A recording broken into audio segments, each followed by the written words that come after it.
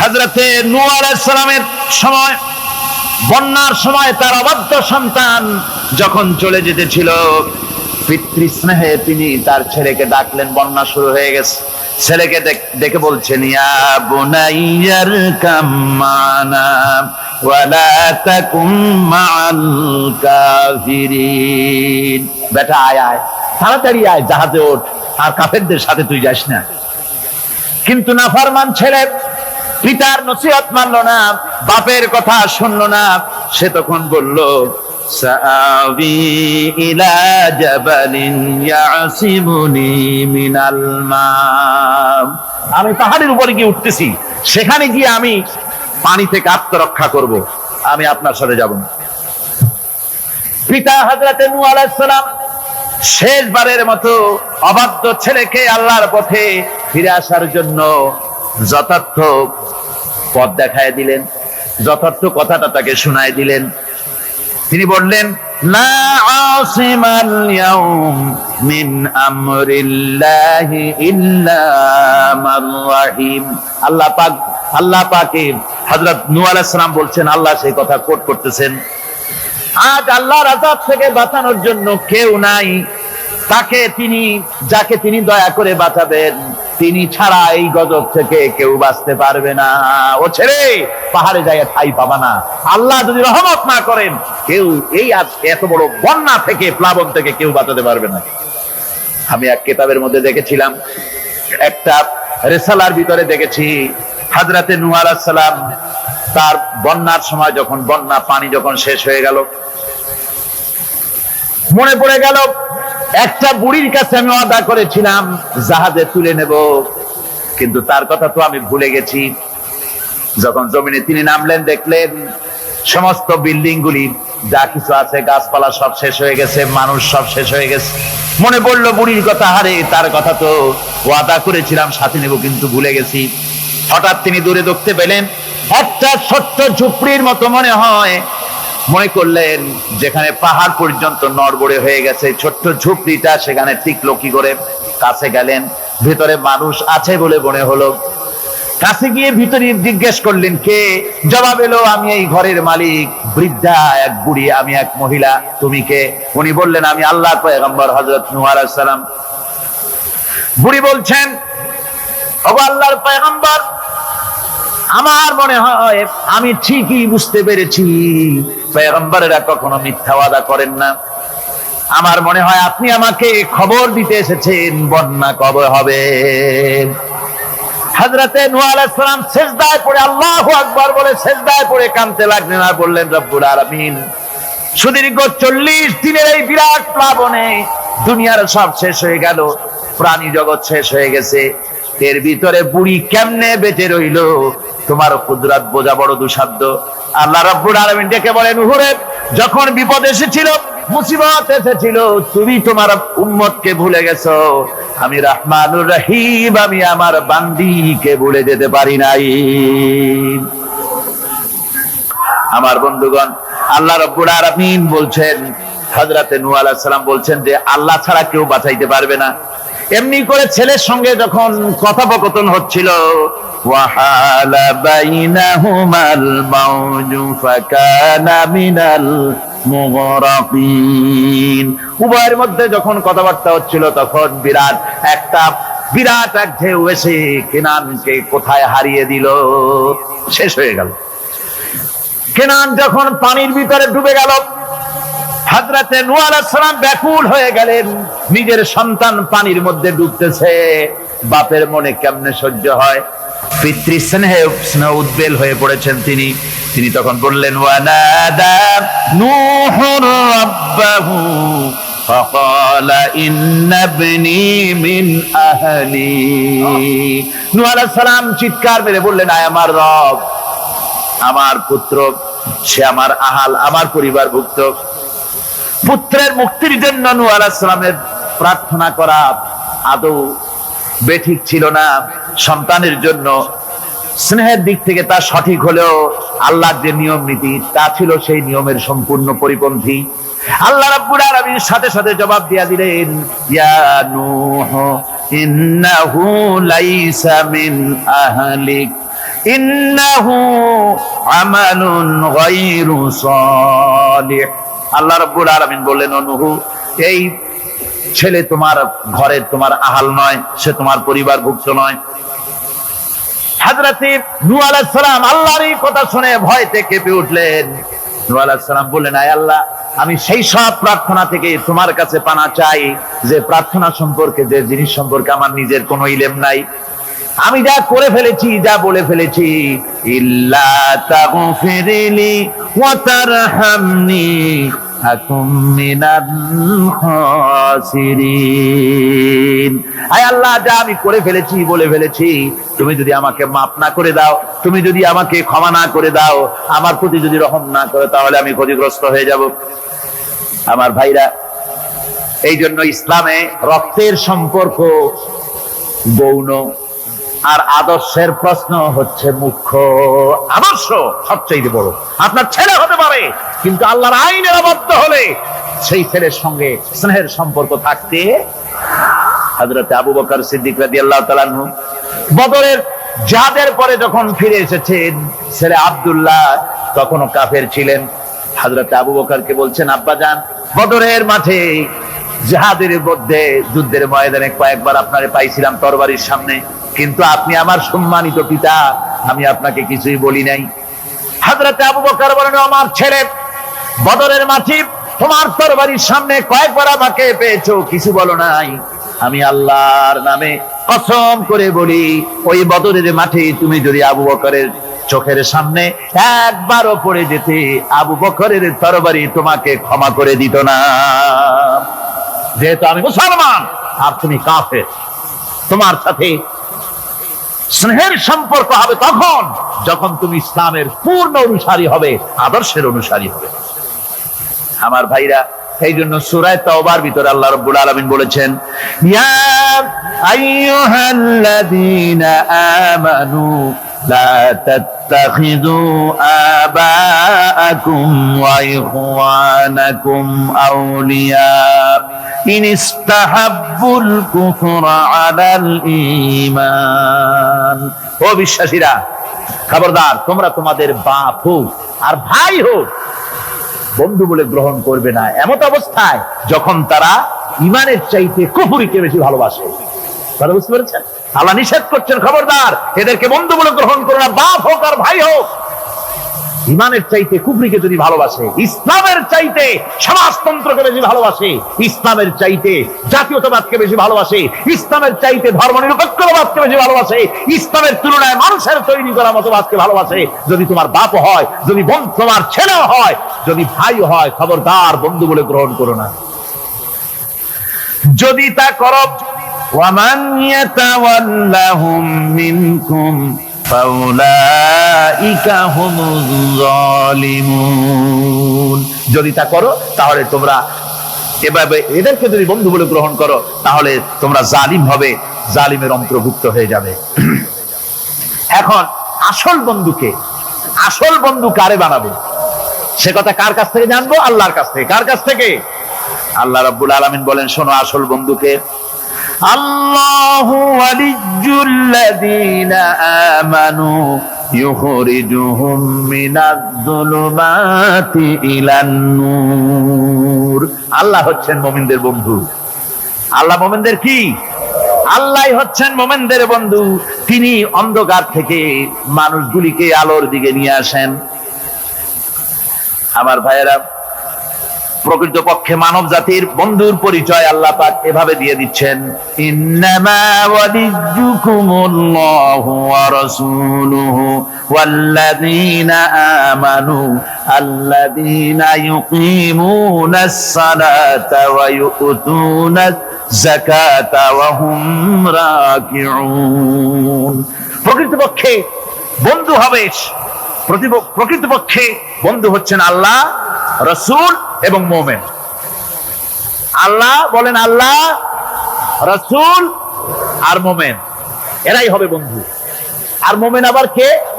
মুমিনের পরিচয় আল্লাহ দিচ্ছেন, মুমিনের পরিচয় দাবি করার বিষয় না। মুমিনের পরিচয় হচ্ছে এভাবে, আল্লাযীনা ইউকিমুনাস সালাতা ওয়া ইউতুনাজ যাকাত। মুমিন হচ্ছে সেই যে নামাজকে প্রতিষ্ঠা করে আর যাকাতকে আদায় করে, আর তারা রুকুকারীও, এরাই হচ্ছে মুমিন। সুতরাং এই মুমিনদের সঙ্গে বন্ধুত্ব স্থাপন করো, মুমিন ছাড়া আর কারোর সাথে বন্ধুত্ব স্থাপন করো না।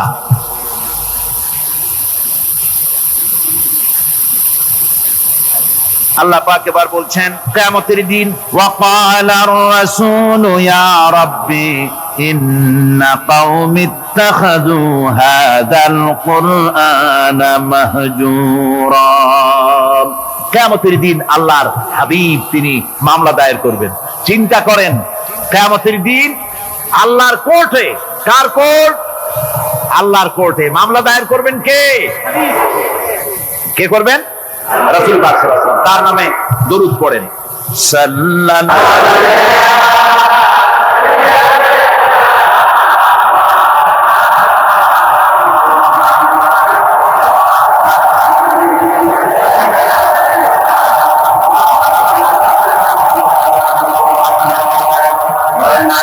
সাল্লাল্লাহু আলাইহি ওয়াসাল্লাম আল্লাহর দরবারে নালিশ পেশ করবেন। আমি তাড়াতাড়ি করে শেষ করছি, দাঁড়াবেন না।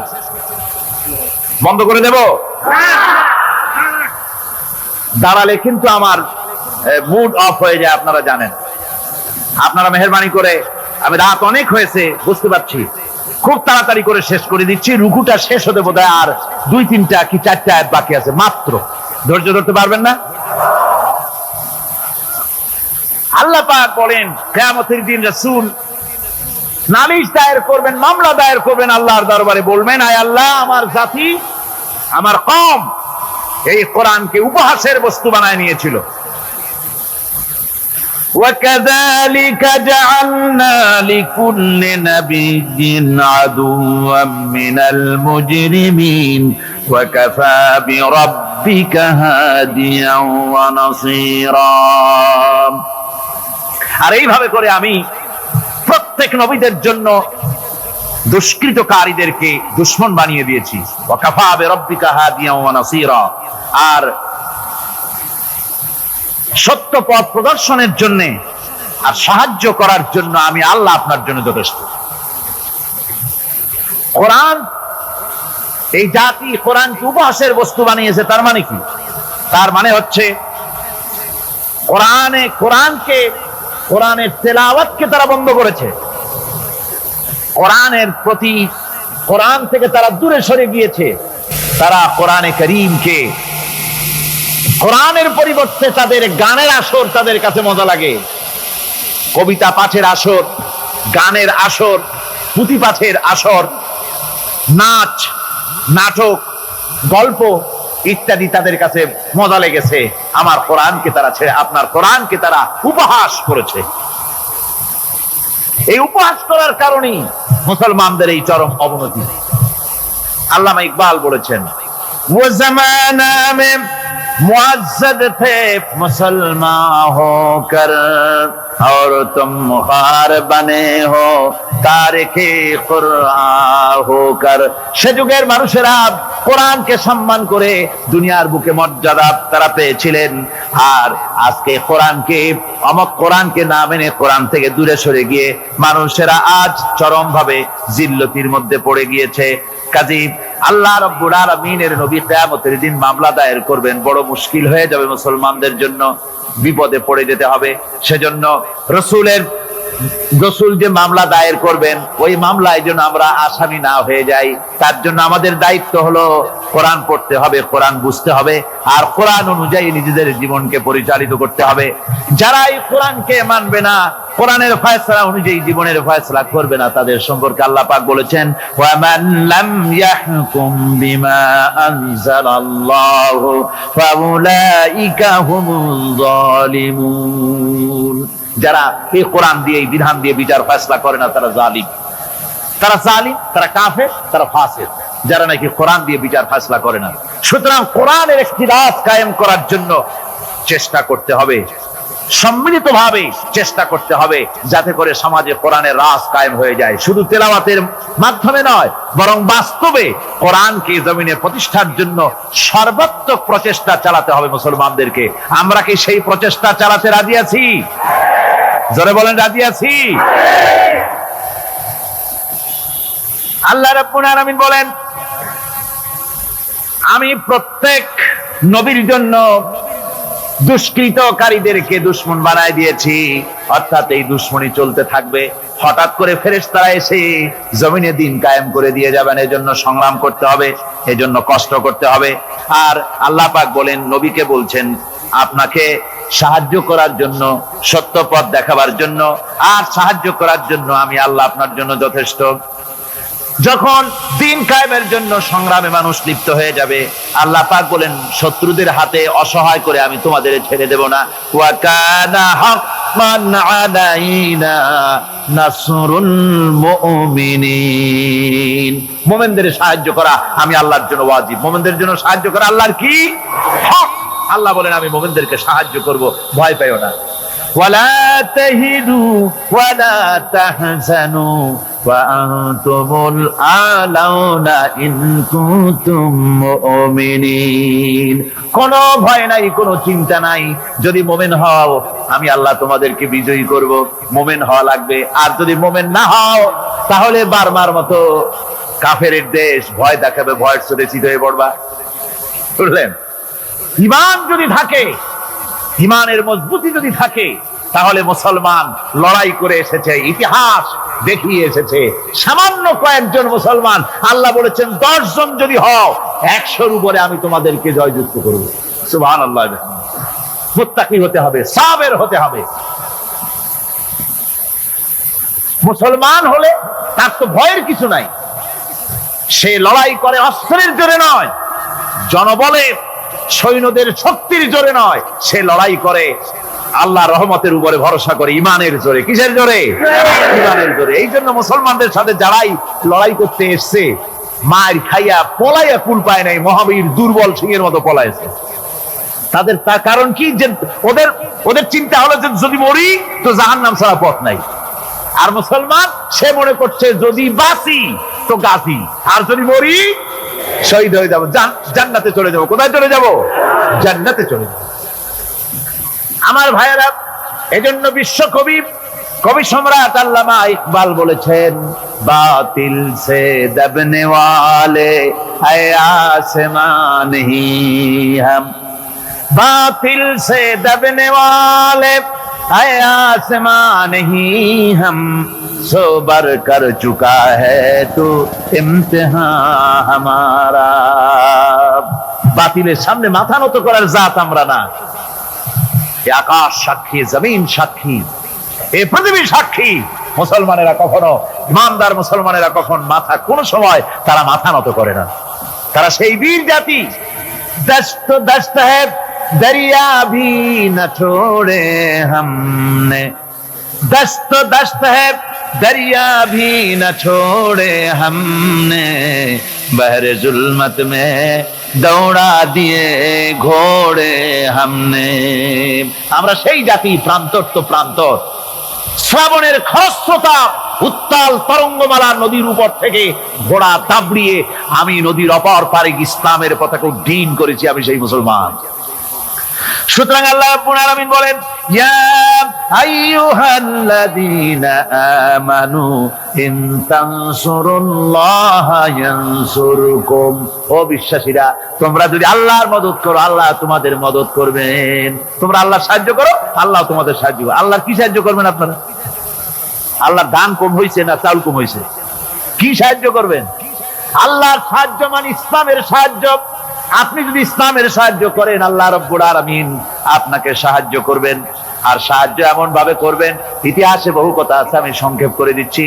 বদরের প্রান্তরে মাত্র কয়েকজন মুসলমান, আল্লাহ পাক তাদেরকে কিভাবে জিতালেন। আল্লাহ পাকের ওই কবি বলতেছেন, ফেজায়ে বদরে পয়দা কুন ফেরেশতে তেরি নুসরত কো उतार सकते गर्दों से कतर अंदर कतर अभी। বদরের প্রান্তরে মুসলমানদের ঈমান ছিল।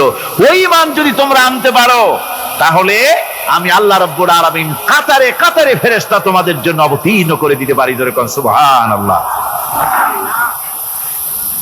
وقال الذين كفروا لولا نزل عليه القرآن جملة واحدة كذلك لنثبت به فؤادك ورتلناه ترتيلا।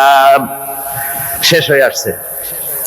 আল্লাহ পাক বলছেন যে কাফেরেরা তারা বলে যে এই ব্যক্তির উপরে কোরআন 100টা সবটা নাজিল হইল না কেন, সবগুলি কোরআন একসাথে নাজিল হইল না কেন 30 পারা পুরোটা, এই যে একটু একটু করে নাজিল হয় এইটা কি?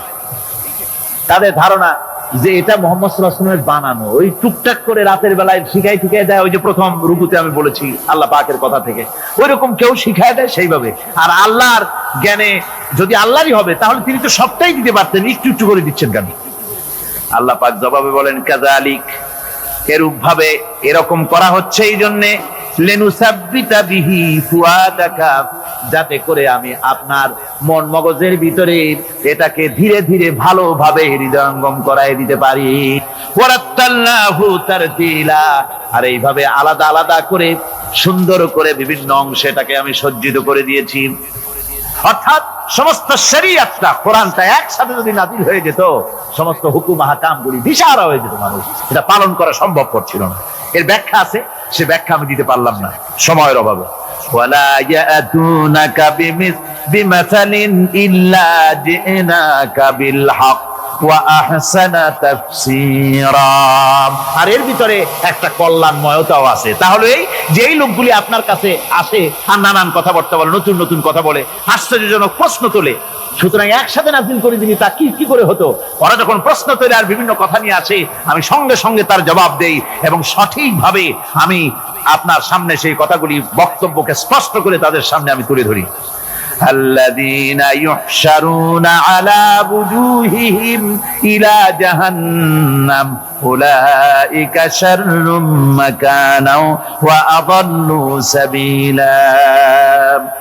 আর কিয়ামতের দিন যাদেরকে উল্টো করে জাহান্নামে ফেলানো হবে, ঠ্যাং উপরের দিকে দিয়া আর মাথা নিচের দিকে দিয়া উল্টো করিয়া জাহান্নামে ফেলানো হবে, আর এটা হবে তাদের জন্য অত্যন্ত নিকৃষ্ট জায়গা। ওয়াদাল্লু সাবিলা, তাদের পথ ছিল চূড়ান্তভাবে ভ্রান্ত। এই উল্টা করে ভালাবে কাদেরকে? যারা নাকি কোরআনের আয়াতগুলিকে উল্টা উল্টা অর্থ করেছে। কথা বুঝতে পেরেছে? কোরআন শরীফকে বিকৃত করেছে, মানুষকে বিভ্রান্ত করেছে, কোরআনের আয়াতগুলি নিয়ে উল্টা উল্টা অর্থ করেছে। কিয়ামতের দিন এদেরকে উল্টা করিয়া জাহান্নামের মধ্যে নিক্ষেপ করা হবে।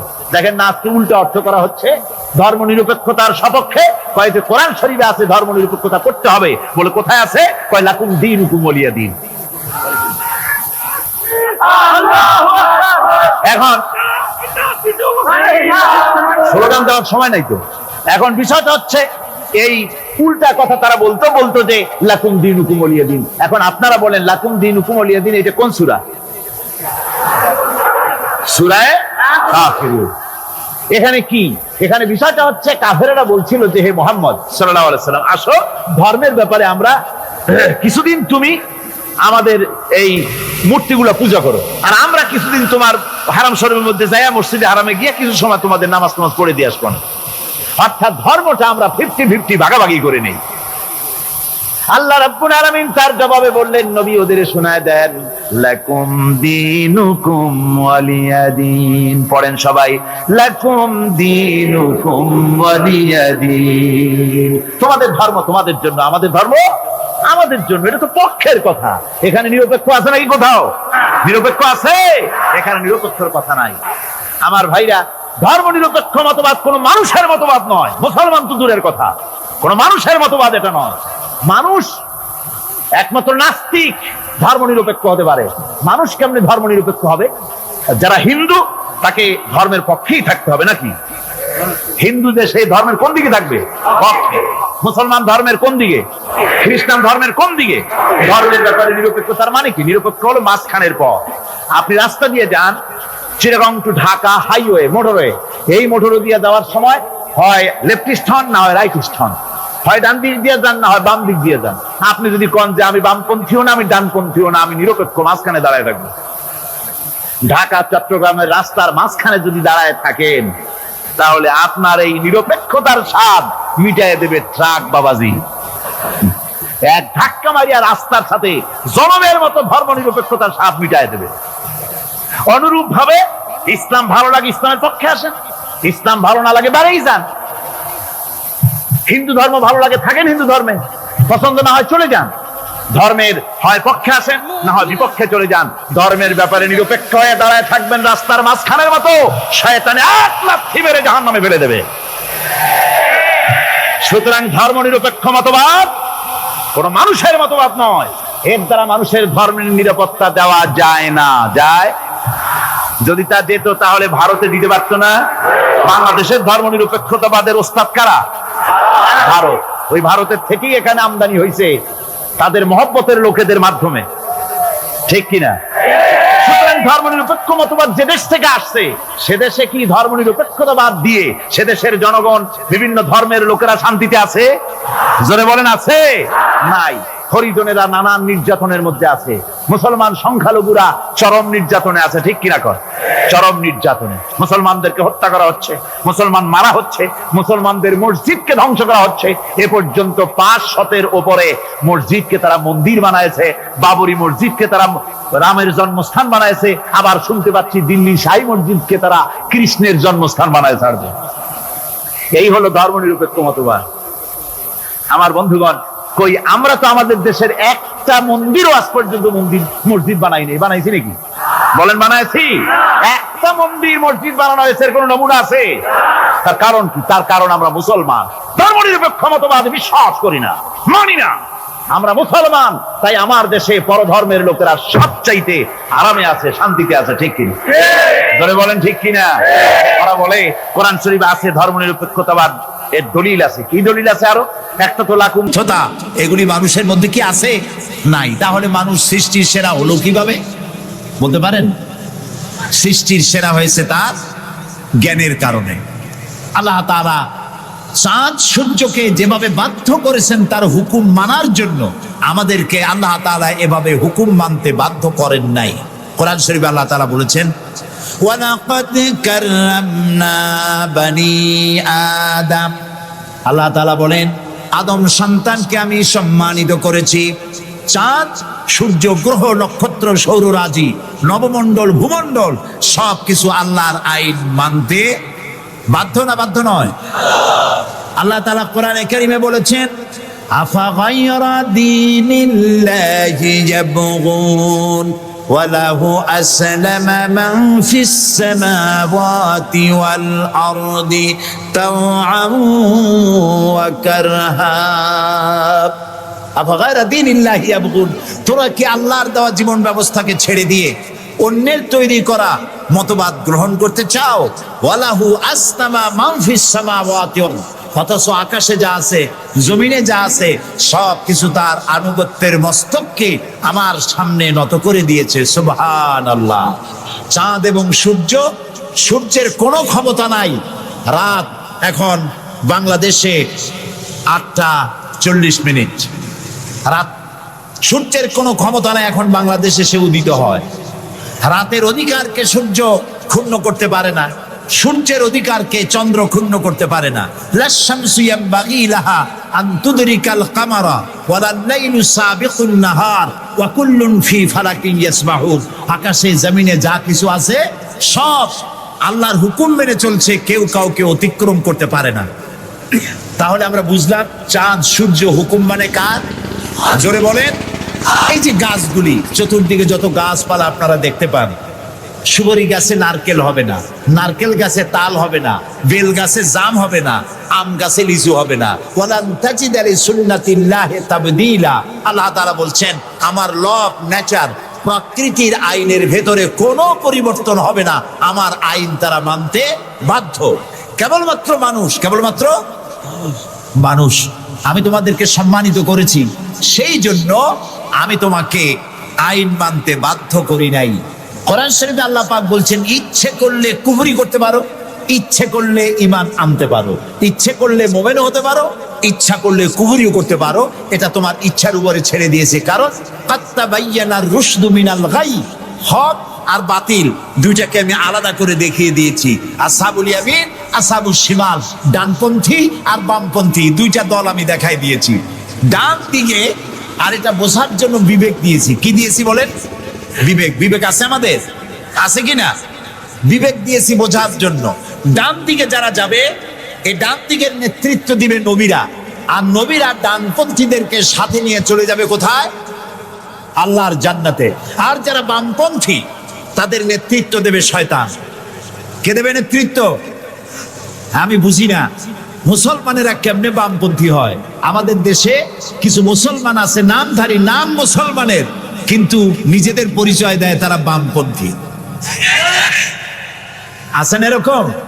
এই সমস্ত বামপন্থীদের নেতৃত্ব দিবে শয়তান, আর এদেরকে নিয়ে শয়তান তাদেরকে নিয়ে যাবে কোথায়? যা আল্লাহ তাআলা বলছেন কাদ তাবায়্যানার রুশদু মিনাল গাই, হক এবং বাতিলকে আলাদা করে আমি ভাগ করে দুটি পথকে দেখিয়ে দিয়েছি। এখন তোমার ইচ্ছা আমার উপর ঈমান আনতেও পারো, আর যদি ইচ্ছা হয় আমার সাথে কুহুরিও করতে পারো। যেহেতু তুমি গাছ না, সূর্য না, চন্দ্র না, তুমি মানুষ, আমি তোমাকে সম্মান দিয়েছি, সেজন্য তোমার এখতিয়ারে ছেড়ে দিয়েছি, বিবেকও দিয়েছি। এই বিবেক দিয়ে তুমি বুঝতে পারবা পথ কোনটা। আল্লাহ বলছেন আমার দায়িত্ব হলো ওয়া আলাল্লাহি কাসদুস সাবিল, সোজা রাস্তা বলে দেওয়ার দায়িত্ব আমার। সুবহানাল্লাহ, আমি বলে দিয়েছি সোজা রাস্তা কোনটি। আল্লাহ তাআলা বলেন সূরা ইব্রাহিমের মধ্যে আলিফ লাম রা কিতাবুন আনজালনাহু ইলাইকা লিতুখরিজান নাসা মিনাজ-জুলুমাতি ইলান নূর। আল্লাহ তাআলা বলেন হে নবী, আমি আপনার উপর একখানা কিতাব অবতীর্ণ করলাম। এটা একটি কিতাব নাজিল করলাম এই জন্য লিতুখরিজান নাসা মিনাজ-জুলুমাতি ইলান নূর, যাতে করে আপনি মানব মণ্ডলীকে অন্ধকার সমূহ থেকে আলোর দিকে নিয়ে আসতে পারেন। লক্ষ্য করুন কথা আল্লাহ, আমি কার কথা শোনাচ্ছি? অন্ধকার সমূহ থেকে আলোর দিকে নিয়ে আসতে পারেন। ওলামারা যারা আলেম তারা বুঝবেন, কোরআন শরীফে আল্লাহ তাআলা অন্ধকারের কথা যত জায়গায় বলেছেন বহু বচনে বলেছেন, এক বচনে বলেন নাই। আর আলোর কথা যখন বলেছেন তখন এক বচনে বলেছেন, বহু বচনে বলেন নাই। নূরের বহু বচন হলো আনোয়ার, এই শব্দটি কোরআন শরীফের মধ্যে নাই। আল্লাহ এখানে কি বলছেন? আমি আপনার উপরে কিতাব অবতীর্ণ করলাম এই জন্য যাতে করে আপনি মানব মণ্ডলীকে অন্ধকার সমূহ থেকে আলোর দিকে আনতে পারেন। অন্ধকার সমূহ কি? অন্ধকার সমূহ হচ্ছে মানব রচিত যত মতবাদ, এ সবগুলো কি বলেন সবাই? অন্ধকার। আর ইসলাম হলো আলো। অন্ধকারের অনেক রূপ হয়, আলোর রূপ হয় মাত্র, বলেন কয়টা হয়? দেখুন, অঙ্ক যেদিন পরীক্ষা হয়, ম্যাট্রিক হোক আর দাখিল পরীক্ষা হোক, অঙ্কের যে পরীক্ষাটা যেদিন হয় সেদিন অঙ্ক পরীক্ষা দিতে গিয়ে যাদের অঙ্ক ভুল হয় তাদের ফলাফল একরকম হয় না বহু রকম হয়? ভুল যা হয় কয় রকম হয়? আর অঙ্ক যাদের রাইট হয় তাদের কয় রকম হয়? একরকম। তাহলে এর দ্বারা কি বোঝা যায়? সত্যের রূপ একটা আর ভুলের রূপ অনেকগুলো। এই জন্য আলোর রূপ একটা, অন্ধকারের রূপ অনেক। যেমন বিদ্যুতের আলো, কেরোসিনের আলো, হেজাকের আলো, চাঁদের আলো, সূর্যের আলো, যত রকমের আলো আছে সব আলোর রূপ একটাই, কিন্তু অন্ধকারের রূপ বিভিন্নতর। সবে কাজেবের এক রকমের অন্ধকার, অমাবস্যার আর এক রকমের অন্ধকার, রাতের আধারের আর এক রকম অন্ধকার, মেঘাচ্ছন্ন হওয়ার আর এক রকম অন্ধকার, কুয়াশাচ্ছন্ন হওয়ার আর এক রকম অন্ধকার, দরজা জানালা ভেন্টিলেটর সব বন্ধ করে দেওয়ার আর এক রকমের অন্ধকার। অন্ধকারের রূপ অনেক আর আলোর রূপ একটা। আল্লাহ বলছেন কোরআন এই জন্য নাজিল করেছি লিতুখরিজান নাসা মিনাজ-জুলুমাতি ইলান নূর, মানুষের তৈরি করা যত মতবাদ সব অন্ধকার, আর ইসলাম হচ্ছে আলো। আল ইসলামু নূর, ইসলাম হচ্ছে আলো। আলোর রূপ একটা। আলোর রূপ কয়টা? আল্লাহ তাআলা বলছেন ওয়া আলাল্লাহি কাসদুস সাবিল, আমি সোজা রাস্তা বলে দেব, যেখানে আছে অসংখ্য বাঁকা পথ, সেই সোজা রাস্তার নাম কি বলতে পারবেন? মাশাআল্লাহ, আপনারা সবাই বলতে পেরেছেন। সেই ইসলাম, সেই পথের নাম ইসলাম। এই ইসলামের পথ প্রদর্শক ছিলেন আল্লাহর নবীরা। দুনিয়ায় যত নবী আল্লাহ পাঠিয়েছেন সমস্ত নবীরা হচ্ছেন ইসলামের পথ প্রদর্শক। কিন্তু বইপত্রে অনেক সময় একটা কথা ভুল লেখে, তারা লেখে মুহাম্মদ সাল্লাল্লাহু আলাইহি সাল্লাম ইসলাম ধর্মের প্রবর্তক। এটি একটি ভুল কথা।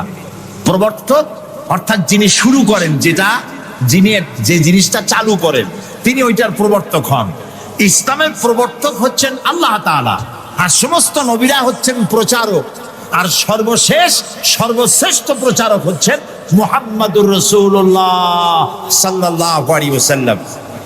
আল্লাহ রাব্বুল আলামিন তাকে পৃথিবীতে পাঠালেন ইসলাম প্রচার, প্রসার, প্রতিষ্ঠা এই কাজের জন্য। আল্লাহ তাআলা তাকে পাঠালেন এবং তাকে সর্বাধিক মর্যাদা দিলেন। এত বড় মর্যাদা আল্লাহ তাআলা পৃথিবীতে আর কারো দেন নাই। সুবহানাল্লাহ। কোরআনে কারীমের মধ্যে আমরা দেখতে পাই আল্লাহ রাব্বুল আলামিন যখনই কোন নবীকে ডাকার দরকার বোধ করেছেন তিনি নাম ধরে ধরে রেখেছেন। তিনি বলেছেন ইয়া আদম, ইয়া জাকারিয়া, ইয়া ইব্রাহিম, ইয়া ঈসা, ইয়া মূসা। গোটা কোরআন শরীফ তন্ন তন্ন করে যদি তালাশ করা যায়, কোরআন শরীফের ভিতরে কোথাও ইয়া মুহাম্মদ এই শব্দটি, এই বাক্যটি কোথাও পাওয়া যাবে না। আল্লাহ তাআলা তার রাসূলকে মুহাম্মদ সাল্লাল্লাহু আলাইহি সাল্লামকে কোরআনে কারীমে কোথাও নাম ধরে ডাকেন নাই। কেন ডাকেন নাই? তাকে মর্যাদা দিয়েছেন। সুবহানাল্লাহ বলে। আল্লাহ রাব্বুল আলামিন নিজে তো নাম ধরে ডাকেনি নাই, বরং কোরআনে কারীমে আল্লাহ রাব্বুল আলামিন বলেছেন, ও পৃথিবীর মানুষেরা, আমার নবীকে তোমরাও যেন পরস্পরকে যেভাবে নাম ধরে ডাকাডাকি করো, আমার নবীকে তোমরা সেভাবে নাম ধরে ডাকবে না। আল্লাহ নিষেধ করে দিয়েছেন। কোরআনে কারীমের মধ্যে আল্লাহ তাআলা তাকে নাম ধরে ডাকেন নাই এবং তার মর্যাদা সমস্ত নবীদের চাইতে বেশি দিয়েছেন। পৃথিবীতে যত নবী এলেন সমস্ত নবীরা এসেছেন যার যার এলাকার উপরে ভিত্তি করে, ভাষার উপরে ভিত্তি করে, গোত্রের উপরে ভিত্তি করে। মুহাম্মদ সাল্লাল্লাহু আলাইহি সাল্লাম শুধু আরবি ভাষাভাষীদের নবী ছিলেন না, শুধুমাত্র মক্কার এবং মদিনার নবী ছিলেন না, তিনি বিশ্ব নবী। বলুন তো কি নবী? আল্লাহ রাব্বুল আলামিন কোরআনে কারীমের মধ্যে বলেছেন, বুলিয়া আইয়ুহান নাসু ইন্নী রাসূলুল্লাহি ইলাইকুম জামিআ। আল্লাহ তাআলা বলেন, হে নবী আপনি বলুন, ও পৃথিবীর মানব মণ্ডলী, আমি আল্লাহর পক্ষ থেকে তোমাদের সকলের জন্য আমি রাসূল হয়ে এসেছি। কিয়ামত পর্যন্ত এই পৃথিবীতে যত মানুষ আসবে সমস্ত মানুষের জন্য। রাসূল বলেছেন শুধু মানুষের জেদ নয়, আল্লাহর সমস্ত সৃষ্টি জগতের জন্য আল্লাহ তাআলা আমাকে রাসূল করে পাঠিয়েছেন। সুবহানাল্লাহ। নবী করিম সাল্লাল্লাহু আলাইহি সাল্লাম পৃথিবীতে এলেন এবং আল্লাহ তাআলা তাকে এই সম্মান দিয়ে, মর্যাদা দিয়ে পৃথিবীতে কেন পাঠালেন? সূরা ফাতহার মধ্যে আল্লাহ তাআলা বলছেন, هو الذي أرسل رسوله بالهدى ودين الحق ليظهره على الدين كله وكفى بالله شهيدا। আল্লাহ তাআলা বলেন যে তিনি আল্লাহ, যিনি তার রাসূলকে দ্বীনে হক আর সত্যের বিধান সহকারে পৃথিবীতে পাঠিয়েছেন। কেন? লিইউযহিরাহু আলা দ্বীনি কুল্লিহি, যাতে করে তিনি মানুষের তৈরি করা সকল মতবাদের উপরে ইসলামকে বিজয়ী করে দিতে পারেন। এই জন্য আল্লাহ তাআলা রাসূলকে এই পৃথিবীতে পাঠিয়েছেন। সুবহানাল্লাহ। রাসূলুল্লাহ পৃথিবীতে আসলেন এবং তিনি চরিত্র দিয়ে, যুদ্ধ করে নয়, ইসলাম প্রচার করেছেন কি দিয়ে? বলেন, তরবারি দিয়ে নয়। ইসলাম মানে শান্তি, শান্তির ধর্ম। ইসলাম কিসের ধর্ম? শান্তির ধর্ম। মুসলমান কারা? যারা শান্তি প্রতিষ্ঠা করে তারাই। আর আল্লাহর এক নাম হচ্ছে সালাম। আল্লাহর এক নাম কি? বলেন সবাই, সালাম। আল্লাহর নাম শান্তি, ইসলাম শান্তি, মুসলমানেরা চায় শান্তি। সেই শান্তি প্রতিষ্ঠার জন্য মুহাম্মদ সাল্লাল্লাহু আলাইহি সাল্লাম তরবারি দিয়ে ইসলাম আনেন নাই, তিনি ইসলাম এনেছেন তার অনুপম চরিত্র মাধুর্য দিয়ে, ব্যবহার দিয়ে, দিন প্রচার করে তার মাধ্যমে জনগণকে ইসলামের মধ্যে এনেছেন। কথা উঠতে পারে তাহলে যুদ্ধগুলো হলো কেন? বদর, ওহদ, হুনাইন, তাবুক, এগুলো ইয়ারমুক, কেন এই যুদ্ধগুলো হলো? এ সব যুদ্ধ ছিল ডিফেন্সিভ। পৃথিবীর কোন ঐতিহাসিক কোন ব্যক্তি বলতে পারবে না যে মুহাম্মদ সাল্লাল্লাহু আলাইহি সাল্লাম সর্বপ্রথম আক্রমণকারী হয়েছেন কোন যুদ্ধে। বলতে পারবে কেউ? বলতে পারবে? তিনি তা করেননি। যখন আক্রান্ত হয়েছেন তখন তিনি প্রতিরক্ষামূলক যুদ্ধ করেছেন। আক্রমণাত্মক যুদ্ধ রাসূলুল্লাহ তার জীবনেও করেননি। সুবহানাল্লাহ। চরিত্র দিয়ে তিনি দুনিয়াকে বিজয় করেছেন। পৃথিবীতে যত নেতা আছে সমস্ত নেতাদের চরিত্র তো দুই রকম হয়। নেতাদের চরিত্র কয় রকম হয়? দুই রকম। একটা হয় পার্সোনাল ক্যারেক্টার, আর একটা হয় পাবলিক ক্যারেক্টার। একটা হয় জনগণকে দেখানোর, আর একটা হয় ব্যক্তিগত। রাসূলুল্লাহর চরিত্র এরকম দুই রকম ছিল না। একটু মাথা খাটায় চিন্তা করেন, পৃথিবীতে কোন নেতা আছেন যিনি জনগণের সামনে দাঁড়িয়ে বলতে পারবেন আমি ছাত্র জীবনে যা করেছি, যৌবনে যা করেছি, রাজনৈতিক নেতা হিসাবে গোপনে গোপনে যা করি, এসব কথাগুলি মানুষের কাছে, আমার দলের কাছে, দেশবাসীর কাছে খুলে বলে দাও, এরকম বলতে পারবে কেউ? একজনও পারবে না। যদি বলে তাহলে সব সর্বনাশ। এই পৃথিবীতে একমাত্র নেতা জনাবে মুহাম্মদুর রাসূলুল্লাহ সাল্লাল্লাহু আলাইহি ওয়াসাল্লাম। তিনি বলেছেন, ও আমার সাহাবীরা, ও আমার স্ত্রীরা, দিনের আলোতে আর রাতের আধারে আমার ভিতরে তোমরা যে আচরণ আমার দেখতে পাও, আমার ওঠা বসা, আমার চলাফেরা, আমার আচার আচরণ, যা কিছু আমার ভিতরে দেখতে পাও সবগুলি খুলে খুলে মানুষের সামনে বলে দাও। সুবহানাল্লাহ। রাসূলুল্লাহর চরিত্রের সার্টিফিকেট, তার আখলাক কেমন, এটা জানার জন্য হযরত আয়েশার কাছে কয়েকজন সাহাবী প্রশ্ন করেছিলেন, মা, রাসূলুল্লাহর কাছে বেশি সময় কাটাবার সুযোগ আপনি পান, তার ইনস এন্ড আউট আপনি ভালো করে জানেন, বলুন তো তার আখলাক কেমন, তার চরিত্র কেমন? মা আয়েশা বললেন, তোমরা কি কোরআন পড়েছো? বললেন, হ্যাঁ কোরআন পড়েছি। কোরআন কি বোঝো? হ্যাঁ কোরআন বুঝি। হযরত আয়েশা বলেন, কোরআন যদি পড়ে থাকো, কোরআন যদি বুঝে থাকো, রাসূলের চরিত্র আমার কাছে জানার কোনো দরকার নাই। যেটা কোরআন তোমরা পড়েছো, কোরআনের বাস্তব নমুনা যদি দেখতে চাও, আল্লাহর নবীর দিকে তাকায়া দেখো। তার চরিত্র হলো কোরআন। রাসূলুল্লাহর চরিত্র কি? কোরআন। রাসূলুল্লাহর নবুয়তের 23 বছরের জীবনে যা আছে 30 পারা কোরআনে তাই আছে। 30 পারা কোরআনে যা আছে রাসূলুল্লাহর 23 বছরের নবুয়তের জীবনে তাই আছে। বড় করে বলেন সুবহানাল্লাহ। এই ছিল রাসূলের জীবন। তার চরিত্র সম্পর্কে আল্লাহ তাআলা বলছেন, ওয়া ইন্নাকা লাআলা খুলুকিন আযীম। হে নবী, আপনি উন্নত চরিত্রের উপরে প্রতিষ্ঠিত। আল্লাহ বলতেছেন। কে বলতেছে? আল্লাহ বলতেছেন আপনি উন্নত চরিত্রের উপরে প্রতিষ্ঠিত। সুবহানাল্লাহ। এবং আমাদেরকে বলা হচ্ছে, আমাদেরকে, কাদেরকে? সারা দুনিয়ার মুসলমানদেরকে বলা হচ্ছে, লাকাদ কানা লাকুম ফি রাসূলিল্লাহি উসওয়াতুন হাসানা। গ্রহণযোগ্য মহত্তম আদর্শ তোমাদের জন্য আদর্শ রয়েছে তোমাদের রাসূলের মধ্যে। আমরা উল্টা কাজ করি। আমরা ইসলামরে চিনি পীর সাহেবরে দিয়া, মৌলানা সাহেবরে দিয়া, হুজুররে দিয়া ইসলাম বুঝতে চেষ্টা করি। এটা উল্টা কাম।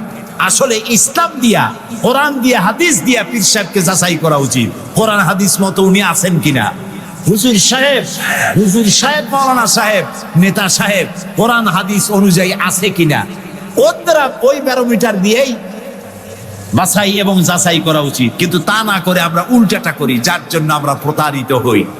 এই জন্য রাসূল হচ্ছেন আমাদের নেতা হিসাবে শ্রেষ্ঠ নেতা। তার থেকে বড় নেতা আকাশের নিচে জমিনের উপরে কেউ নাই। তাকেই গ্রহণ করতে হবে। দেখুন, চরিত্রের উন্নত সার্টিফিকেট দিতে পারে একজন পুরুষের জন্য। কে দিতে পারে? তার স্ত্রী। সব থেকে কে পারে? স্ত্রী বলতে পারে এই পুরুষটি কেমন। আর একজন স্ত্রী তার স্বামীর জন্য সব করতে পারে, জীবনটাও বিলাই দিতে পারে, কিন্তু সহজে স্বামীর বিশ্বাস যেটা, সেটার উপরে ঈমান আনা এটি সহজ কথা নয়। যত পীর সাহেবরা আছেন বাইরে মুরিদ বানাতে আসেন, জিজ্ঞেস করা উচিত, হুজুর আপনার বউ আপনার কাছে মুরিদ হয়েছে কিনা। কারণ কারণ বউ জানে, বাইরে এসে যতই হুজুর অনেক কিছু নামের আগে মেজবাউল আরেফিন, সিরাজুস সালিকিন, তারপরে কি কুতুবে রব্বানি, গাউসে সামদানি, আশেকে পান্দান, সিয়াহে দান্দান, এই যতই বলা হোক না কেন, কিন্তু আসলে উনি কি ওনার বউ চাইতে কেউ ভালো জানে না। এটা ঠিক কিনা? বউ ইমান আনছে কিনা, মুরিদ হয়েছে কিনা, ওইটা দেখা দরকার। ড্রাইভারকে জিজ্ঞেস করা দরকার আপনার হুজুর কেমন, ড্রাইভার বলতে পারবে। ওনার সাথে খাদেমদেরকে একান্তে জিজ্ঞেস করা দরকার হুজুর কেমন, কোনরা বলতে পারবেন।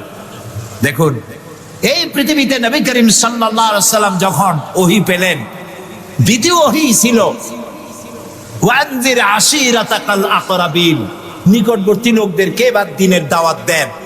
এই সর্বপ্রথম দাওয়াতের জন্য আল্লাহ তাআলা বললেন, আল্লাহর প্রতি, জাহান্নামের প্রতি ভয় দেখা, সতর্ক করুন মানুষদেরকে। সর্বপ্রথম তিনি মনে করলেন নিকটবর্তীদেরকে দাওয়াত দিতে আল্লাহ বলেছেন আগে। তামার নিকটবর্তী খাদিজার চাইতে তো কেউ নাই। খাদিজার কাছে গিয়েই রাসূলুল্লাহ দাওয়াত দিলেন। দাওয়াতটা কি? বললেন, খাদিজা, এই যে চোখে দেখা লাত, মানাত, উজ্জা, হুবাল, এর একটাও খোদা না, এগুলো বেহুদা। এগুলা কিছু বানাইতে পারে না, কেউ সাহায্য করতে পারে না, এমনকি নিজেকেও বিপদ থেকে রক্ষা করার কোনো শক্তি ওদের নাই। এক অদেখা আল্লাহ আছেন, যিনি ছাড়া কোনো ইলাহ নাই। তোমাকে আমাকে তিনিই সৃষ্টি করেছেন, তাকে আল্লাহ হিসাবে মানো, যারা দেখা যায় না। আর আমি সেই আল্লাহর শেষ নবী, আমাকে নবী হিসাবে মানো। কত বড় কঠিন কথা, কত বড় কঠিন কথা। প্রিয় ভাই সব, পর্দার আড়ালের মা বোনেরা, লক্ষ্য করুন, হযরতে খাদিজাতুল কুবরা রাদিয়াল্লাহু তাআলা আনহা 40 বছরের বয়সের সময় মুহাম্মদ সাল্লাল্লাহু আলাইহি সাল্লামকে বিয়ে করেছিলেন। তখন তার বয়স 25 বছর। আর আজ 40 বছর বয়সে নবীজি নবুয়ত পেয়েছেন। 15টি বছর সময় পেয়েছেন রাসূলকে কাছে থেকে দেখার। হযরতে খাদিজা যখনই দ্বীনের দাওয়াত পেলেন, অদেখা আল্লাহকে বিশ্বাস করতে হবে, মুহাম্মদ সাল্লাল্লাহু আলাইহি সাল্লামের নবুয়ত মানতে হবে, এই প্রশ্ন যখন সামনে এলো, হযরতে খাদিজা কোনো প্রশ্ন তোলেন নাই, এক মুহূর্ত দেরিও করেন নাই। كيف تكفرون بالله وكنتم أمواتا فأحياكم ثم يميتكم ثم يحييكم ثم إليه ترجعون। এ মানুষ, তোমরা কিভাবে কুফরি করো, অস্বীকার করো, আল্লাহর সাথে নাফরমানি করো? কিভাবে করো? যে আল্লাহ তোমাকে, তুমি ছিলে মৃত্যু, তোমাকে আল্লাহ পাক জিন্দা করেছেন, এই জিন্দা থেকে আবার মৃত্যু করবেন, আবার মৃত্যু থেকে তোমাদেরকে জিন্দা করবেন, আবার সেই আল্লাহর কাছে তোমাদেরকে ফিরে আসতে হবে। সুতরাং মানুষ জন্মের পূর্বে সব মৃত্যু ছিল, একথা তো আজ বিজ্ঞান সম্মত কথা, বৈজ্ঞানিক সত্য কথা। মানুষ জন্মের আগে মৃত্যু ছিল। কিভাবে? মানুষের উৎপত্তি থেকে এলো, কোরআনে কারীম তা পরিষ্কার করে বলছে। তোমাকে কিভাবে সৃষ্টি করেছে তুমি দেখো। সন্তান মায়ের জরায়ুতে আসার পূর্বে সে ছিল পিতার শুক্রকীট আর মায়ের ডিম্বাণু, অর্থাৎ স্পার্মটোজন এবং ওভাম, এই দুটি জিনিসের মধ্যে সে বিভক্ত ছিল। মায়ের বক্ষপিঞ্জর এবং পিতার পৃষ্ঠদেশ থেকে সবেগে নির্গত এক ফোঁটা পানি দিয়ে আমি আল্লাহ পাক তোমাকে সৃষ্টি করেছি।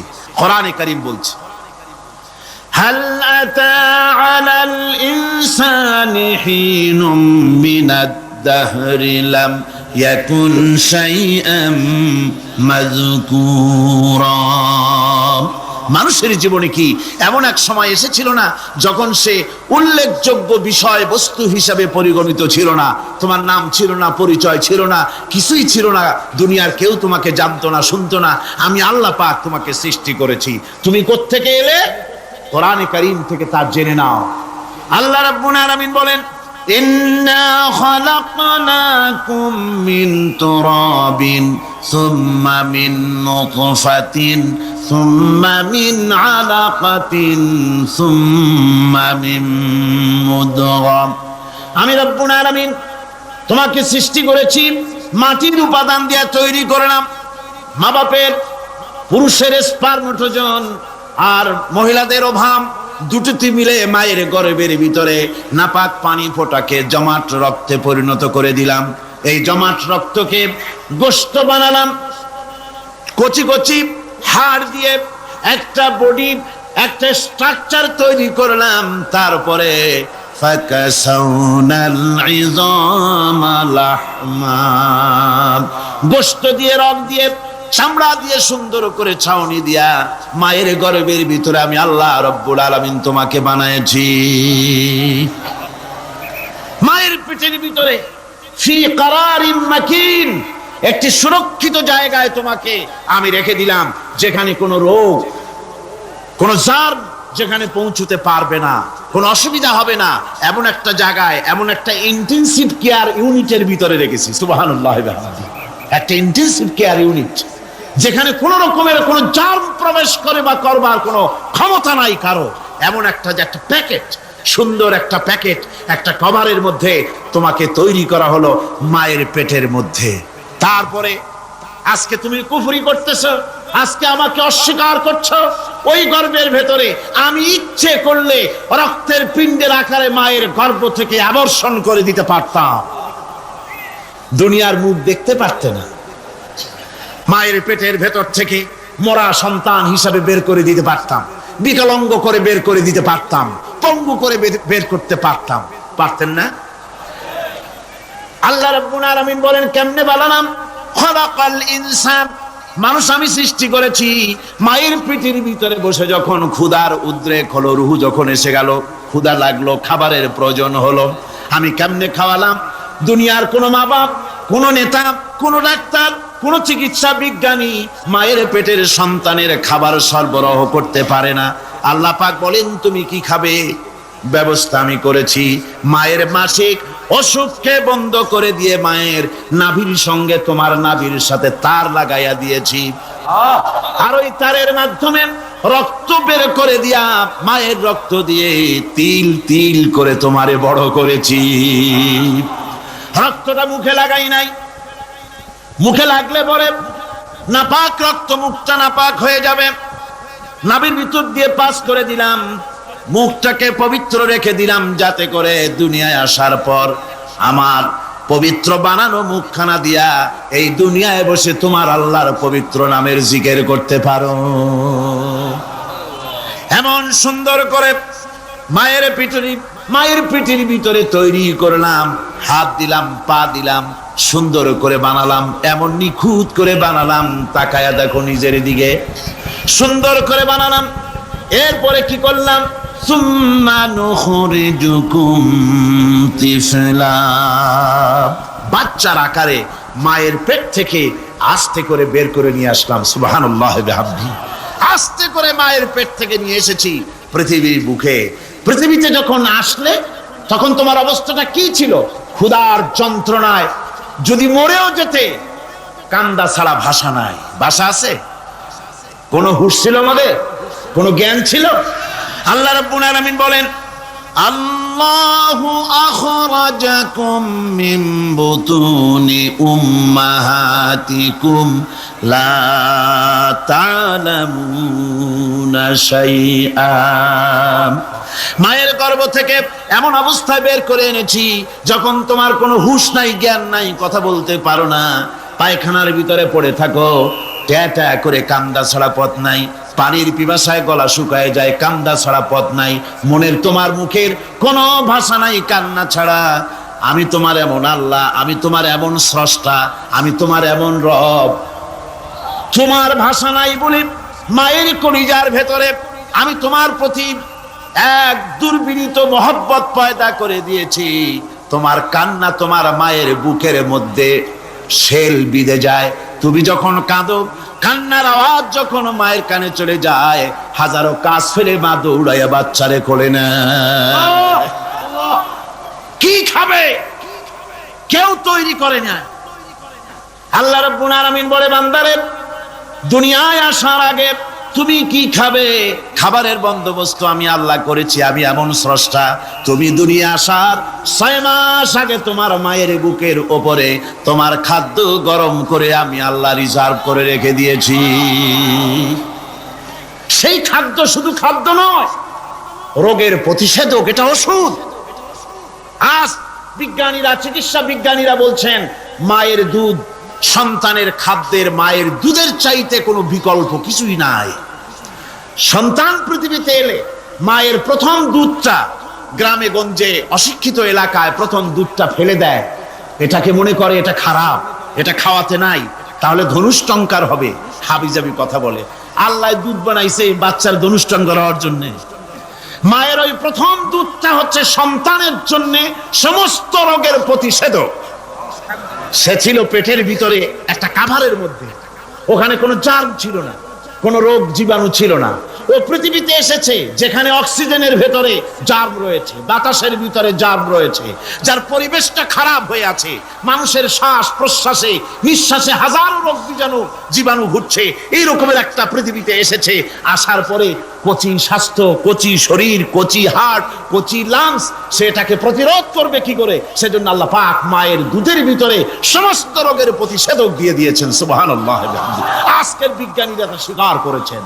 অনেক মা তার সন্তানকে দুধ দেন না, নিজের শরীর স্বাস্থ্য ভালো রাখার চিন্তা করে বাচ্চাকে দুধ খাওয়ান না। এটা অত্যন্ত নির্মম কাজ। বাচ্চাকে দুধ খাওয়ালে বাচ্চার সাথে মায়ের মহব্বত বাড়ে। ইউরোপে, আমেরিকায় মাকে মা বলে ডাকে না, বাপকে শ্রদ্ধা করে না, সম্মান করে না। তার কারণ সেখানে মায়েরা তার সন্তানদেরকে কোলে নেয় না, সন্তানদেরকে ফিডার খাওয়ায়। আর আমি নিজের চোখে দেখেছি মায়েরা ইউরোপে, আমেরিকায় যখন শপিং এ আসে, তখন রাস্তায় যখন আসে, তখন ওই পুশ চেয়ার গুলিতে বাচ্চাকে শোয়াইয়া, বাচ্চা এভাবে পুশ চেয়ারে করে ঠেলে নিয়ে যায়, আর কুত্তার বাচ্চাগুলি কোলে করে ঘুরে বেড়ায়।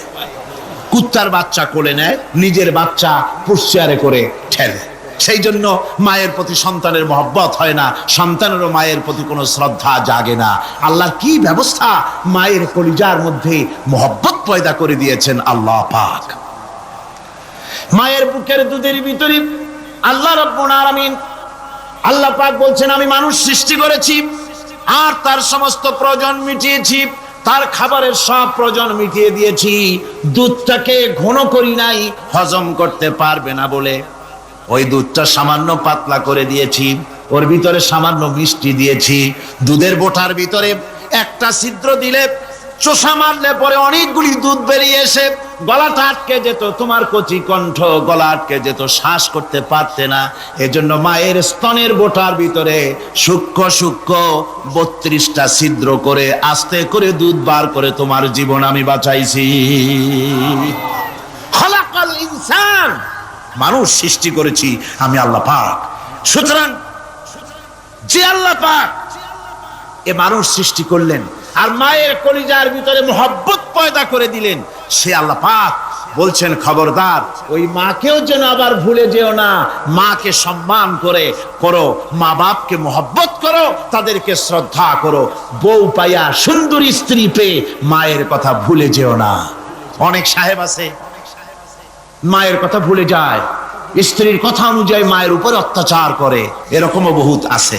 আল্লাহ পাক বলছেন, শোনো, وَقَضَى رَبُّكَ أَلَّا تَعْبُدُوا إِلَّا إِيَّاهُ وَبِالْوَالِدَيْنِ إِحْسَانًا। তোমার প্রভুর পক্ষ থেকে ফয়সালা হয়েছে, চূড়ান্ত সিদ্ধান্ত হয়ে গিয়েছে, আমি আল্লাহর ইবাদতের পর তোমার মা বাপের ইহসান করবে, খেদমত করবে, তাদের জন্য উপকার করবে, তাদেরকে ভালোবাসবে। আল্লাহ রাব্বুল আলামিন বলেন, মা বাবার সঙ্গে কেমনে কথা বলবে, তাদের সাথে কিভাবে আচরণ করবে, আল্লাহ তাও শিখিয়ে দিয়েছেন। আল্লাহ পাক বলেন, ওয়ালা তাকুল লাহুমা ওয়া কুল লাহুমা কাওলান কারীমা।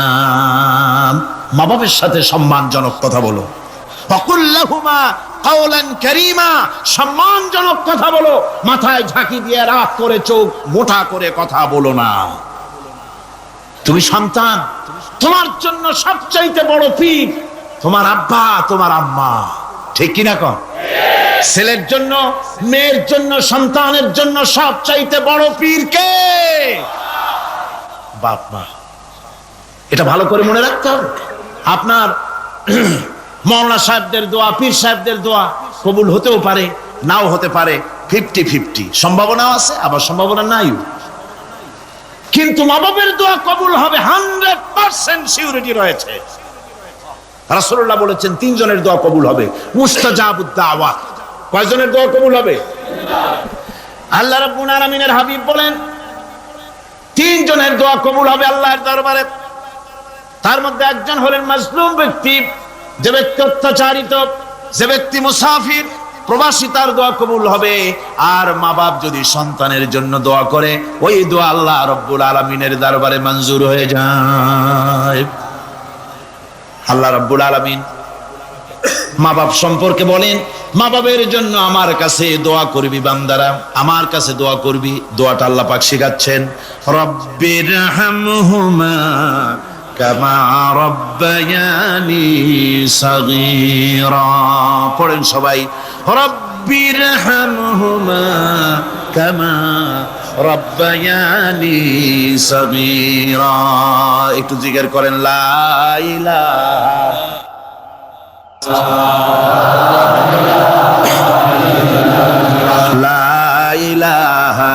ইল্লাল্লাহ, লা ইলাহা ইল্লাল্লাহ, লা ইলাহা ইল্লাল্লাহ, লা ইলাহা ইল্লাল্লাহ মুহাম্মাদুর রাসূলুল্লাহ।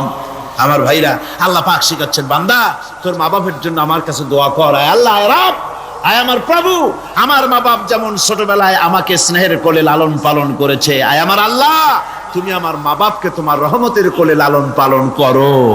আল্লাহ শিখাই দিয়েছেন। আমার ভাইরা, প্রত্যেক নামাজের পরে এই দোয়াটা ভুলে যাবেন না। ভুলে যাবেন? ভুলে যাবেন? আমার ভাইরা, আমার বোনেরা, সবাই প্রত্যেক নামাজের পরে পড়বেন, রব্বিরহামহুমা কামা রব্বায়ানি সাগীরা। এই দোয়া করতে কেউ ভুলে যাবেন না। আল্লাহ রাব্বুল আলামিন বলে, বান্দারে, ওয়া ওয়াসাইনাল ইনসানা বিওয়ালিদাইহি ইহসানা হামালাতুহু উম্মুহু কুরহা ওয়া ওয়াদাতুহু কুরহা। আল্লাহ পাক বলেন, আমি পৃথিবীর সমস্ত মানব মণ্ডলীকে উপদেশ দিয়েছি, মা বাপকে সম্মান করো, শ্রদ্ধা করো, তাদের উপকার করো। তার কারণ হলো তোমার মা তোমাকে গর্ভে ধারণ করেছে অত্যন্ত কষ্টের সাথে। আল্লাহ বলতেছেন, মা তোমাকে গর্ভ ধারণ করেছে অত্যন্ত কষ্টের সাথে, এরপরে তোমাকে ডেলিভারি করেছেন অত্যন্ত কষ্টের সাথে, তোমাকে ডেলিভারি করেছেন। গভীর রাত্রে মানুষ সব ঘুমায় যায়, গর্ভবতী মা ঘুমাতে পারে না, সন্তান পেটের ভিতরে হাঁটু দিয়া গুতা মেরেছে, পা দিয়া লাথি মেরেছে। মা চরম শীতের রাত্রে, প্রচন্ড শীতের রাতে গায়ের লেপটা সরায় দিয়া মা একবার দাঁড়ায়, আর একবার বসে, একবার দেওয়ালের সাথে হেলান দিয়া দাঁড়ায়, কষ্ট করে রাত্রে কাটায় দেয়। আবার সারাদিন সংসারের জন্য কাজ করেছেন, রান্না বান্না করেছেন, মা সকলকে খাওয়াইয়া মা শেষের দিকে খেতে গেছেন।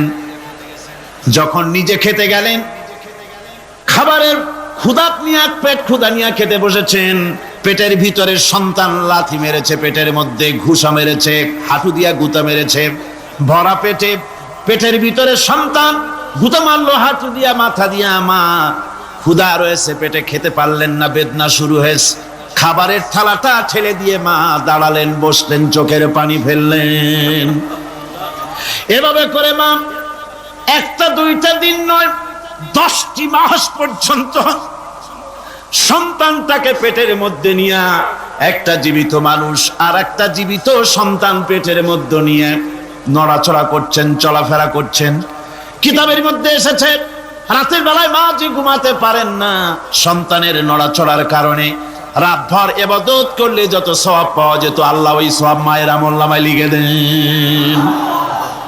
সন্তান পেটে থাকার কারণে খেতে পারে না, পেট ভরে ক্ষুধায় কষ্ট পায় মা, এই জন্যে 10 মাস ধরে রোজা রাখলে যে সওয়াব হতো আল্লাহ রাব্বুল আলামিন মায়ের আমলনামায় রোজার সওয়াব লিখে দেন।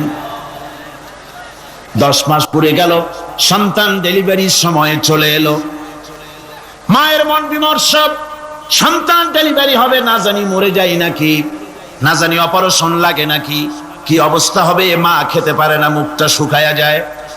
ডেলিভারির সময় যখন আসে, মা বাবার কাছ থেকে বিদায় নিয়ে যায়, স্বামীকে একান্তে গোপনে ডেকে নিয়ে বলে, প্রাণের স্বামী, দীর্ঘদিন একসঙ্গে ঘর কন্যা করেছি, অপরাধ হয়ে যেতে পারে, আমারে মাফ করে দিও। আমার মনে হয় এবার আমি আর বাঁচবো না, সংসার থাকলো চাবি থাকলো সব বুঝে নাও, আমারে মাফ করে দিও। মা চলে গেল সতিকা গৃহে, ক্লিনিকে চলে গেল, অপারেশন থিয়েটারে চলে গেল, অথবা ডেলিভারির জায়গায় চলে গেল। ডেলিভারি পেইন শুরু হয়ে গেল, বেদনা শুরু হয়ে গেল। এক একটা বেদনা যেন মায়ের এক একটা মৃত্যু যন্ত্রণা শুরু হয়ে যায়। এমন যন্ত্রণা, প্রসব বেদনা দুনিয়ার ভুক্তভোগী মা ছাড়া আর কেউ জানে না। এই চরম বেদনার ভেতর দিয়ে, চরম কষ্টের ভিতরে মা যখন একটা বাচ্চা প্রসব করলো, জিহাদের ময়দানের মতো মা রক্তাক্ত হয়ে গেলেন, সন্তান দুনিয়ায় এলো। মা তখন অস্থির থাকেন। এত বড় বিরাট কষ্টের ভিতরে আল্লাহ রাব্বুল আলামিন বলেন, সন্তান যখন ডেলিভারি হয়ে গেল, মায়ের মনের ভিতরে আমি তখন এই ফিলিংস, এই টেন্ডেন্সি জাগ্রত করে দিই, দেখ কি হয়েছে। মা তখন দেখতে চায় কি হয়েছে। মায়ের সামনে যখন এত কষ্টের, হৃদয় রিংড়ানো, কলিজার 32টি নাড়ি ছেঁড়া যন্ত্রণার সন্তান যখন মায়ের চোখের সামনে আসে, আল্লাহ পাক বলেন, মা যখন তার ছেলের মুখের দিকে তাকায়, মেয়ের মুখের দিকে তাকায়, আল্লাহ বলেন 10 মাসের পেটে ধরা কষ্ট আর ডেলিভারির সব কষ্ট মায়ের মন থেকে মুছে ফেলে দেই। আল্লাহ রাব্বুল আলামিন বলেন, খবরদার দুনিয়ার মানুষ, এমন মায়ের সাথে নাফরমানি করবি না, এ মায়ের সাথে নাফরমানি করবি না, মাকে সম্মান করবি, মার কাছে দোয়া চাবি। দুনিয়ায় যদি সম্মান চাও, রিজেক্ট চাও, মায়ের পায়ে ধরে কাঁদো। মায়ের জাতি অনেক সম্মান তার। রাসূল করিম সাল্লাল্লাহু আলাইহি সাল্লামকে প্রশ্ন করা হয়েছে, হুজুর খেদমত করবো কার? হুজুর কয় মায়ের। তারপরে কার? হুজুর কয় মায়ের। তারপরে কার? হুজুর বলেন মায়ের। তারপরে কার? তোমার পিতার। 3 গুণ। তোর মায়ের মর্যাদা 3 গুণ বেশি, তোর বাবার চাইতে মর্যাদা বেশি। সুবহানাল্লাহ পড়ে। আর আজকে ইসলামের শত্রুরা তারা বলে যে ইসলাম নারীর অধিকার আদায় করে নাই। নারীর অধিকার ইসলাম দেয় নাই তো কে দিয়েছে? আমার বন্ধুগণ, বিশ্ব নবী জনাব মুহাম্মদ রাসূলুল্লাহ সাল্লাল্লাহু আলাইহি ওয়াসাল্লাম মসজিদে নববীর ভিতরে বসে আছেন। এক বৃদ্ধা মহিলা মসজিদের মধ্যে প্রবেশ করলেন। হুজুর বৃদ্ধাকে দেখে দাঁড়ায় গেলেন, বিশ্ব নবী বুড়ি মেয়ে লোককে দেখে দাঁড়ায় গেলেন। আল্লাহর নবী বুড়িকে দেখে দাঁড়ালেন। বুড়ি যখন কাছে এলেন, আল্লাহর নবী নিজের গায়ের চাদর বুড়ির জন্য বিছায়া দিলেন। বুড়ি বসলেন। এরপরে কথাবার্তা সারার পর বুড়ি যখন বিদায় হবেন, হুজুর আবার দাঁড়ালেন। বুড়ি মহিলা চলে গেলেন। সাহাবায়ে কেরাম বলেন, ইয়া রাসূলুল্লাহ, কিছুই বুঝলাম না, একজন বৃদ্ধা মহিলার জন্য বিশ্ব নবী দাঁড়ান আর গায়ের চাদর বিছান, আমরা বড় আশ্চর্য হয়ে গেলাম। নবীজি বলেন, ও আমার সাহাবীরা, তোমরা জানো না, এই মহিলাকে চিনতে পারো নাই।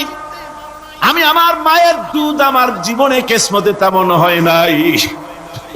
আমি আমার মায়ের দুধ তেমন কিসমতে পাই নাই। যার বুকে দুধ খেয়ে, যার কোলে কাখে চড়ে আমি বড় হয়েছি, আমার সেই দুধ মা, ইনি হযরতে হালিমাতুস সাদিয়া, আমার সেই দুধ মা।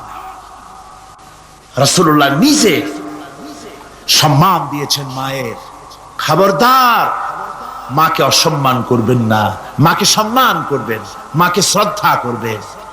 আমার বন্ধুগণ, আলেম ওলামা পীর বুজুর্গদের জন্য হাদিয়া তো দেন, আপনারা কোনো নিষেধ নাই, দেন।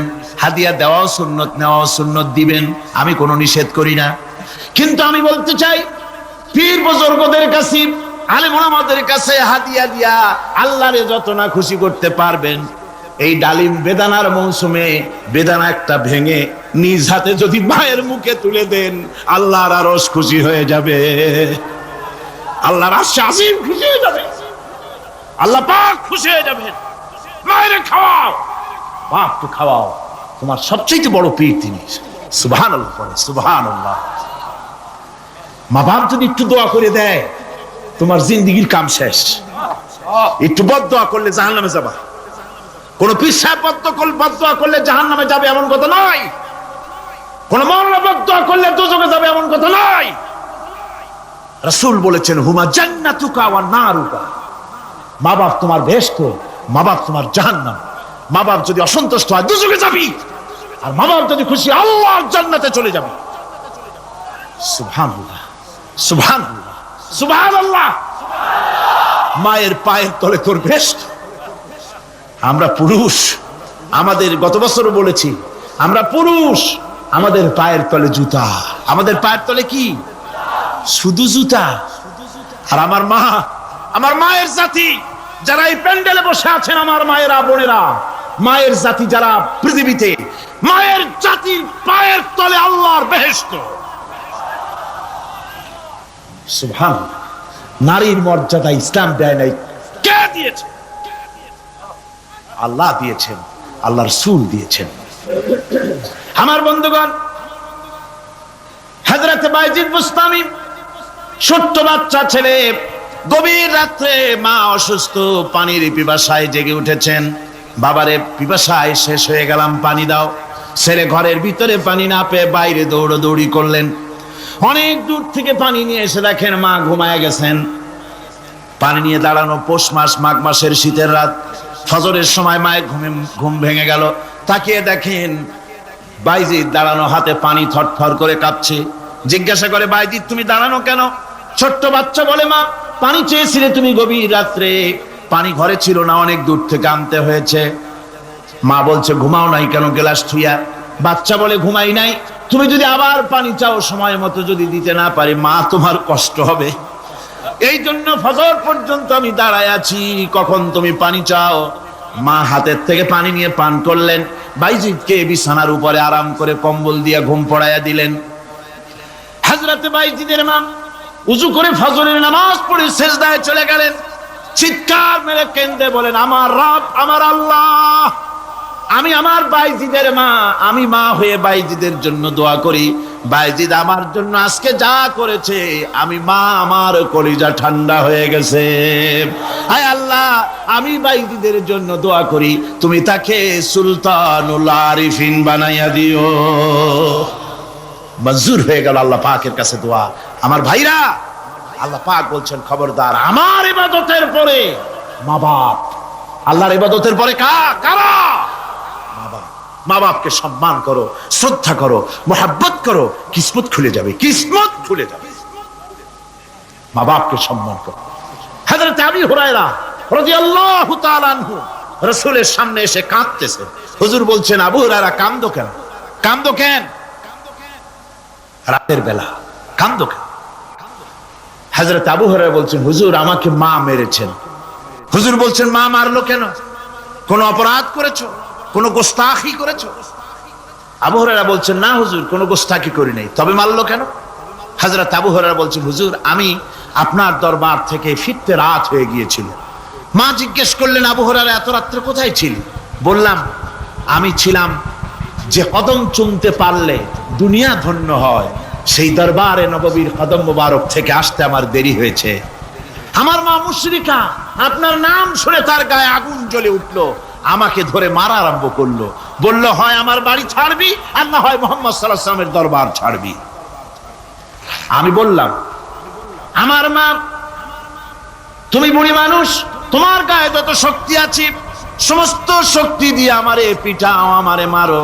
মারতে মারতে আমাকে বাড়ি থেকে তুমি বের করে দাও, তোমার বাড়ি শুদ্ধ, তাম দুনিয়া ছেড়ে দিতে পারি, আল্লাহর নবীর কদম মোবারক ছেড়ে দিতে পারি না। হুজুর, আমার মা আমাকে গলা ধাক্কা দিয়ে বের করে দিয়েছেন।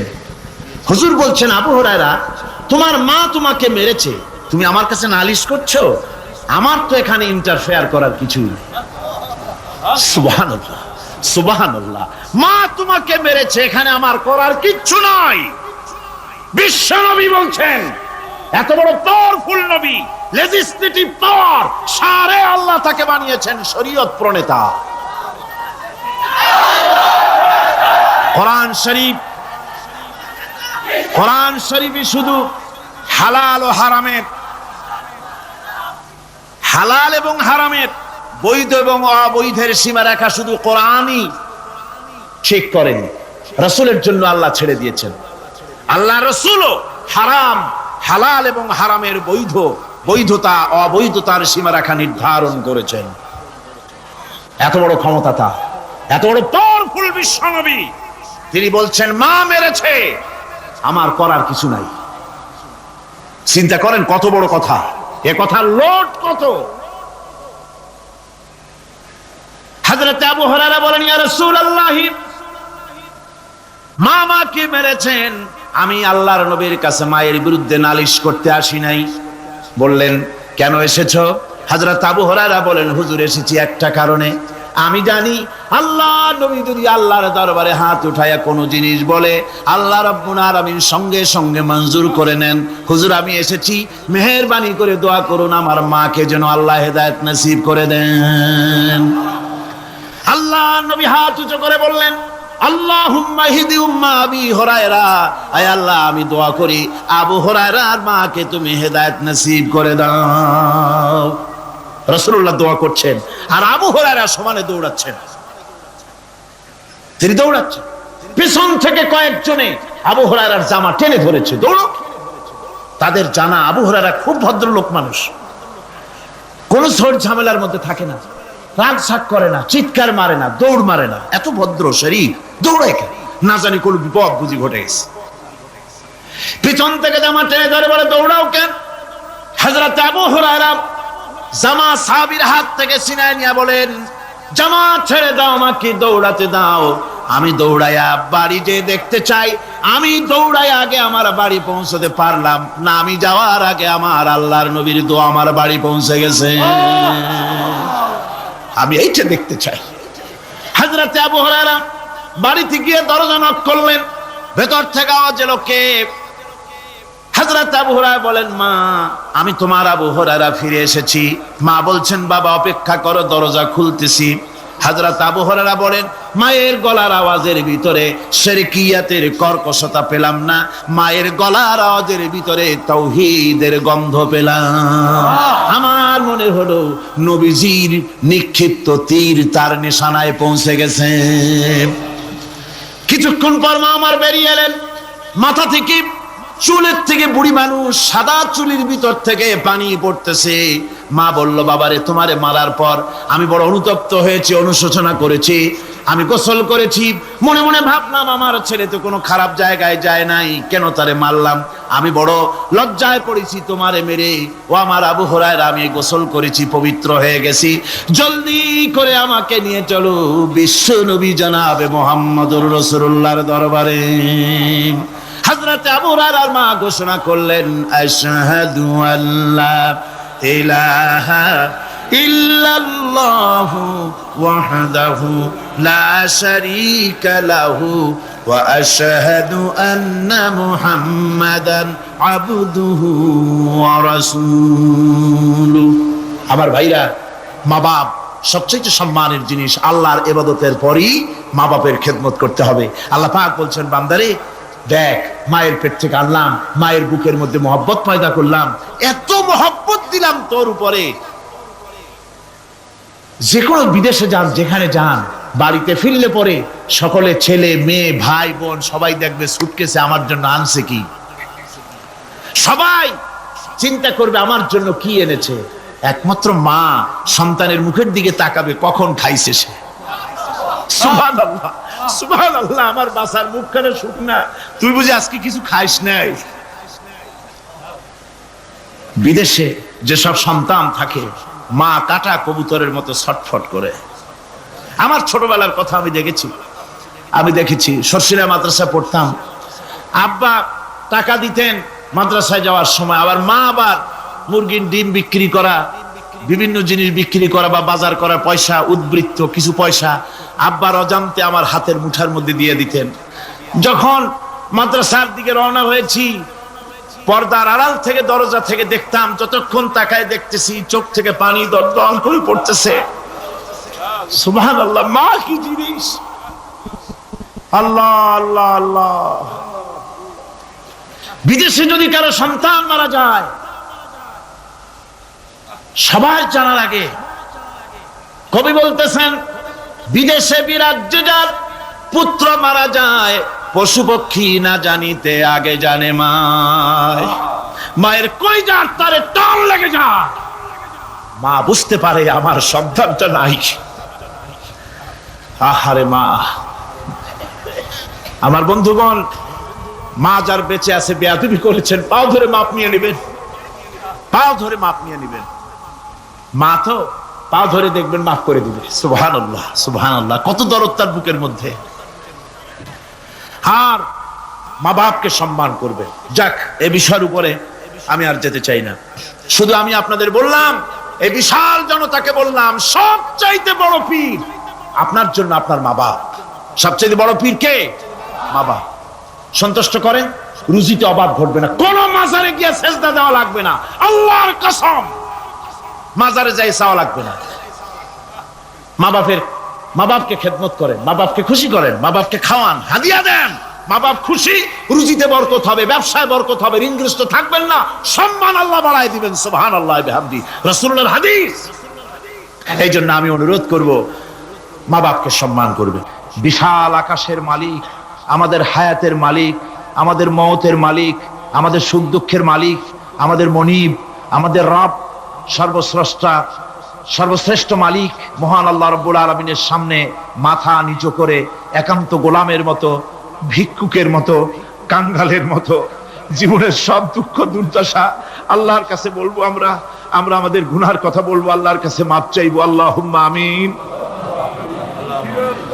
রব্বানা ظلمنا أنفسنا وإن لم تغفر لنا وترحمنا لنكونن من الخاسرين ربنا ظلمنا أنفسنا وإن لم تغفر لنا وترحمنا لنكونن من الخاسرين ربنا لا تزغ قلوبنا بعد إذ هديتنا وهب لنا من لدنك رحمة إنك أنت الوهاب رب العالمين আমাদের গুনার দিকে নজর করো না, আমাদের গুনার দিকে তাকায়ো না।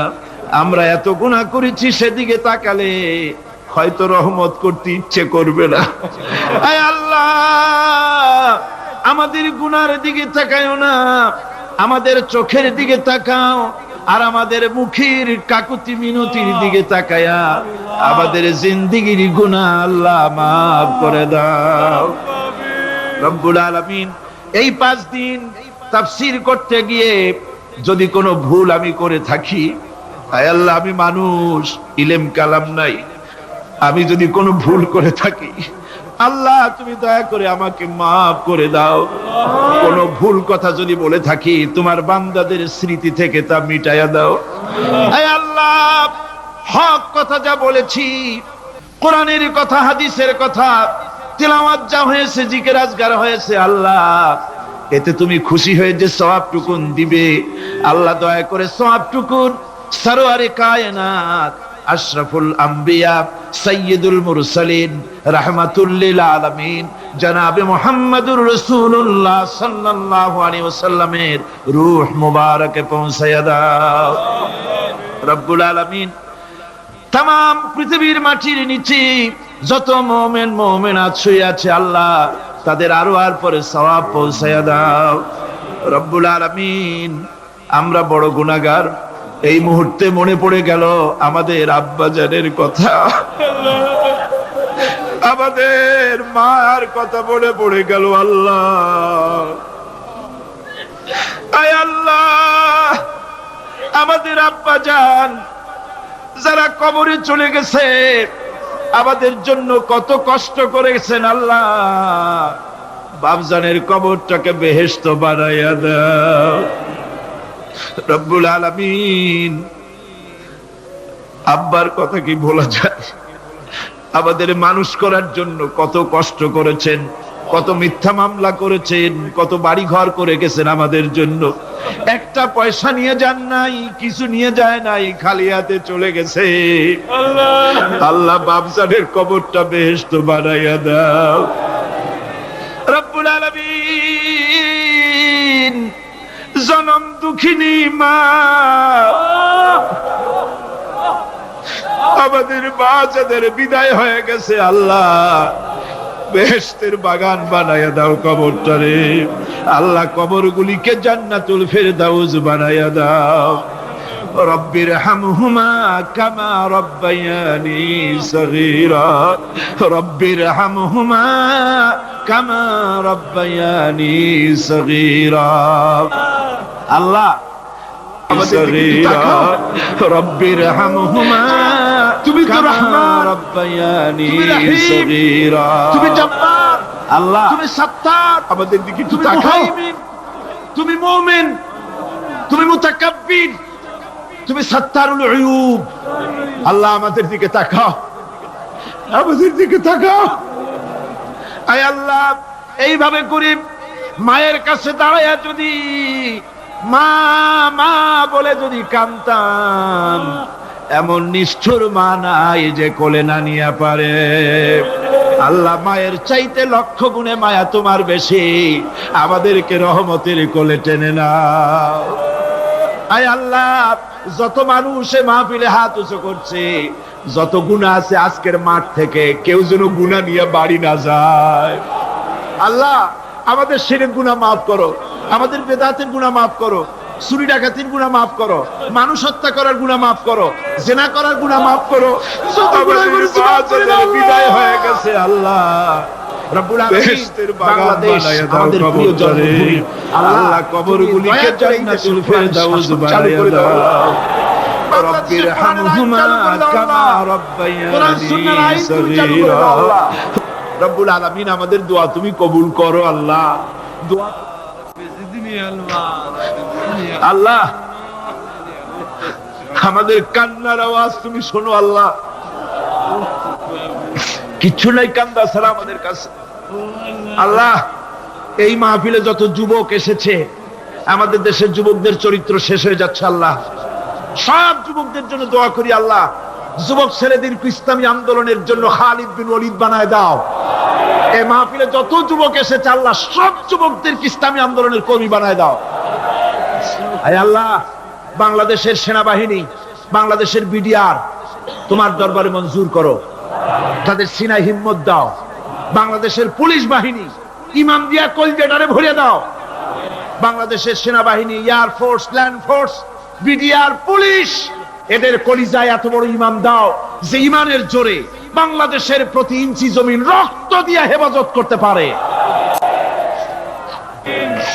আল্লাহ, ইয়া আল্লাহ, ইয়া আল্লাহ।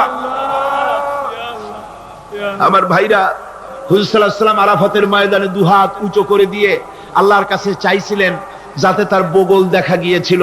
হাদিস শরীফে এসেছে, আল্লাহর কাছে দুটো হাত উঁচু করে দিয়ে চান, ইয়া আল্লাহ, আল্লাহ।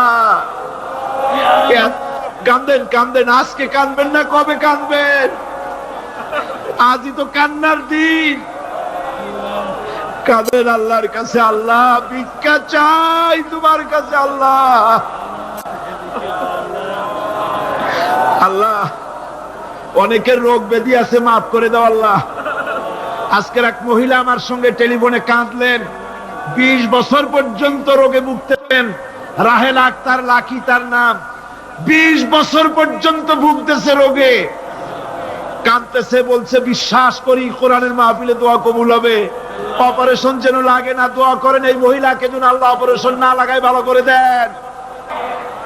আমার মা বোনেরা, মেয়ে লোক মানুষ, পেটে বাচ্চা, কোলে বাচ্চা, কষ্ট করে মা বোনেরা বহুত দূর দারাজ থেকে এসেছে। আল্লাহ আমার মায়েরা বোনেরা যারা আসছে, আল্লাহ কিয়ামতে তাদেরকে খাদিজা এবং আয়েশার কাতারে দাঁড় করায় দিও। আল্লাহ আমার মা বোনদেরকে পর্দায় থাকার তৌফিক দিও। আল্লাহ মা বোনদেরকে তুমি হেফাজত করো। যত রিকশাওয়ালা এসেছে আল্লাহ, এত কষ্ট তারা করে, ওদের ভাগ্য তুমি উন্নতি করে দিও আল্লাহ। রিকশাওয়ালা, ঠেলাওয়ালা, কুলি, মজুর, আল্লাহ সকলের উপরে তোমার রহমত নাজিল করো। কলেজ বিশ্ববিদ্যালয়ের শিক্ষক, ছাত্র, ডিসি, এসপি, জজ, ব্যারিস্টার, ম্যাজিস্ট্রেট, আইনজীবী, বুদ্ধিজীবী, সাহিত্যিক, সাংবাদিক, প্রকৌশলী, চিকিৎসক, কৃষিবিদ, আল্লাহ সকলের উপরে তোমার রহমত নাজিল করো আল্লাহ রব্বুল আলামিন। আমরা এই বিশ্বাস নিয়ে হাত নামাচ্ছি যে আমরা এতক্ষণ যা বলেছি তুমি শুনেছো, আমরা যা বলেছি তুমি কবুল করেছো। আয় আল্লাহ আমাদের মুনাজাত তোমার দরবারে কবুল করে দিও আল্লাহ। সুবহান রাব্বিকা রাব্বিল ইজ্জাতি আম্মা ইয়াসিফুন ওয়া সালামুন আলাল মুরসালিন আলহামদুলিল্লাহি রাব্বিল আলামিন ওয়া জাআল আখিরা কালিমাতিনা ইনদাল মাউত লা ইলাহা ইল্লাল্লাহু মুহাম্মাদুর রাসূল।